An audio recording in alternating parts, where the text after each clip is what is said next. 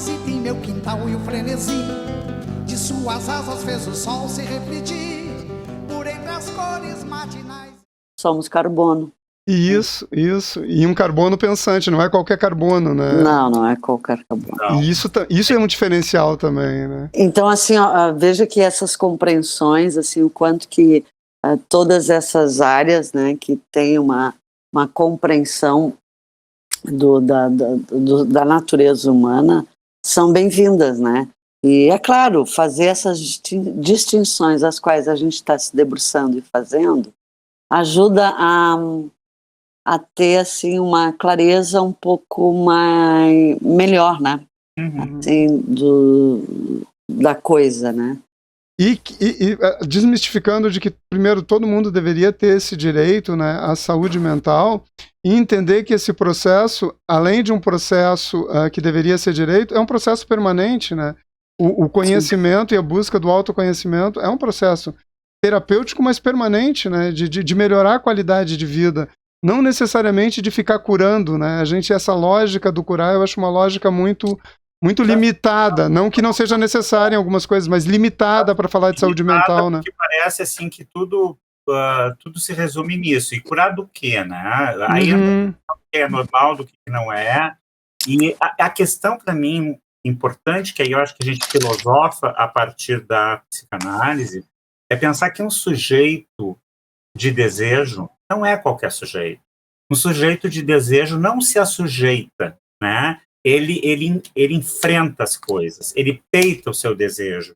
E isso não é interessante. Então, deixar a psicanálise nesse lugar de que é elitista, que é para poucos, ela é uma coisa muito manipuladora, né? E aí, claro, né? Aí eu sempre dizia, aí a gente volta para o que a gente vive falando, que é o lugar que a religião ocupa.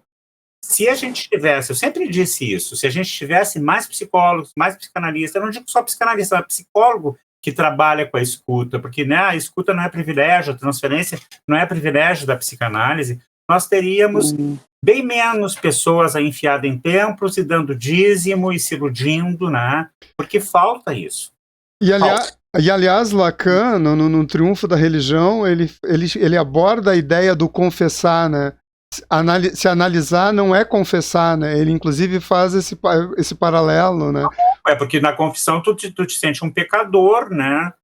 Quanta coisa que é do campo da sexualidade, do desejo, que tu vai lá para pedir perdão, né? E sofrer uma punição, né? E sofrer uma punição necessariamente, né? Não pra... Aliás, a questão da sexualidade, eu acho que nós podemos nos autorizar e ir para ela com esse gancho, né? De o que a religião fez com a sexualidade, o que a psicanálise responde a ela, né? E os males que isso faz, né, Gaio? Os males que... né? Sim, quanto... Claro, sim, marcando, desculpe te interromper, marcando que uma psiconeurose, ela é eminentemente calcada em questões de sexualidade, né? E nós vivemos uma sociedade judaico-cristã que é opressora, talvez seja um elogio, né, a respeito da sexualidade humana, né? É muito complicado conviver com isso, né, nesse regramento moral judaico-cristão, né? Muito difícil, né? Sim, certamente. Aí temos um significante caríssimo, né? O sexo, né?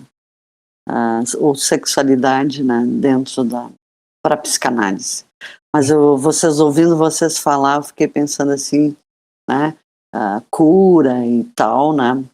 A gente olhando, tentando fazer distinções entre várias áreas que tratam, né, a saúde mental e tentam realizar alguma compreensão e acolhimento aí, né, diante do sofrimento. E aí eu fiquei pensando assim, ó, quando existem muitos remédios, né, para um único mal, quer dizer que ele não tem cura. Se não teria um só, né? A Rô, no fundo, é uma matemática, né, Gaio? Porque ela faz umas equações assim e ela reduz de forma... evidentemente lacaniana. Não tem cura. Sim, sim. E acho que a gente também... Porque quando tu falou, me veio a questão da segmentação das palavras, né? cura, culpa, né? Parece que estão quase indo para o mesmo radical, né? Porque vamos combinar, né? São elementos que, na verdade, a gente pode lidar de uma outra forma, né? Porque, de novo, a gente pode dar uma outra dimensão para o humano que não seja empacotar ele em 2 ou 3 regras e dizer que se não for isso, não está válido, né? Eu acho que o problema maior não é necessariamente, porque vamos combinar que a gente tem o desejo, no desejo do analista, eu estou falando por mim, não sei se a Rô concorda, eu acho que está, de uma certa maneira, embutido o desejo de ver a pessoa mais feliz, curada. Claro. Sabe o que eu acho que uma psicanálise bem-sucedida faz na vida da gente? Torna a vida da gente mais interessante. Claro, mas a gente está fora da lógica da medicina mais antiga. Não estou nem falando generalizando, porque tem muitos médicos que estão no campo da psicossomática, psiquiatras que estudam psicanálise, não estou botando tudo num pacote, mas é que tem a dicotomização. Eu sou o healer, o curador e o outro, e aí, de novo, para nós é muito rico o conceito de transferência e o encontro do desejo do analista com o analisando. Por isso que a gente não pode prometer cura, né, Rô? Né? Se não tem esse encontro, se não tem uma verdade a ser produzida e que ela vem pelas formações do inconsciente, né? Pela apropriação. Isso é tão rico e a gente é apaixonado por isso quando a gente vê o próprio paciente, alguma coisa que ele resistia lá no início, e aí depois tu traz ele, é verdade, tu já me dizias isso, e agora eu estou me dando conta. Mas é o tempo do sujeito, né, Gaia? Claro, e a gente tem que respeitar. Por isso que a gente não sai com interpretaço, né? A gente não é de uma psicologia de ego forte.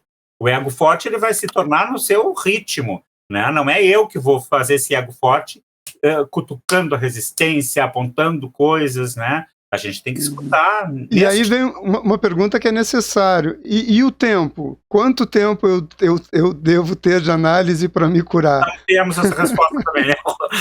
Pois é, isso é algo que fica no senso comum, entende? Como se eu tivesse... Isso é comodativo para a sociedade líquida, né? Que quer tudo, né? Que é o controle, né? Sessões, mas tem isso. Não tem. Tem formas, né? E algumas frentes de trabalho dentro das psicologias que determinam em tantas sessões teremos isso ou aquilo. Mas para uma psicanálise, eu costumo dizer assim, para aquele que vem, né, buscando uma análise, não é breve. Não é. O tempo não é o cronológico, é o lógico, né, é o tempo do sujeito. Eu não digo isso, mas basicamente na minha clínica eu me coloco, me posiciono num lugar onde, de alguma maneira, eu estou mandando esse sujeito embora, sem dizê-lo. É uma metáfora aí, né? Entendam. No sentido de que eu acredito que uma análise ela realmente acontece quando o sujeito tem um grau de, por isso tornar a vida mais interessante, mas um grau de autonomia onde ele faz escolhas mais interessantes ou melhores, sem tantos prejuízos. E nos suporta no lugar do morto, né? Porque para muita gente não é suportável. Sim, onde ele possa, né, nessas suas escolhas, pensar com a sua cabeça e caminhar com seus pés. Ou seja, parece meio banal dizer isso, mas não. Que ele tem um grau de autonomia, enfim, né, de liberdade, entre aspas, aí, porque aí a gente teria que discutir esse conceito, se ele realmente é possível, né, mas, enfim, de produzir escolhas e se escutar, né, e, tornando aí a sua vida mais interessante. Claro. Eu sempre gosto de trazer essa discussão, não sei o que tu pensa, Rô. A gente tem muito mais demanda, pelo menos na minha trajetória, isso de psicoterapia, né, do que análise em si. Mas eu conduzo essa demanda sempre com o desejo do analista de que aquilo entre no campo da análise, né? E então o que eu faço? Eu acho que eu respondo às necessidades, sim, né? Porque às vezes a pessoa está se estribuchando num sofrimento psíquico e no ato analítico, no empréstimo de desejo, a gente vai produzindo alguma coisa Claro. Isso vai ajudando, sim. Claro, Gaio. Numa clínica tu empresta significantes. Claro. E isso fortalece o laço transferencial. Então, tem pacientes que às vezes eles estão assim, eu acho que está na hora de eu ter minha alta. Eu digo, olha, neste momento eu te daria a alta da tua psicoterapia, da tua análise, seria uma análise que não foi conclusiva, né? Eu sou sincero, eu tenho pacientes que vêm, assim, o ano passado eu tive um paciente com uma terapia brevíssima, que tinha alguns pontos, assim, que para ele foi bom e foi embora, né? Então, tudo depende de uma demanda, né? Do que a pessoa está buscando, do que ela está disposta a investir, né? Acho que é muito singular também, né? Sua, por favor, me apareça. Nunca esqueça desse amigo que lhe tem muito respeito e toda a admiração. De coração tenha certeza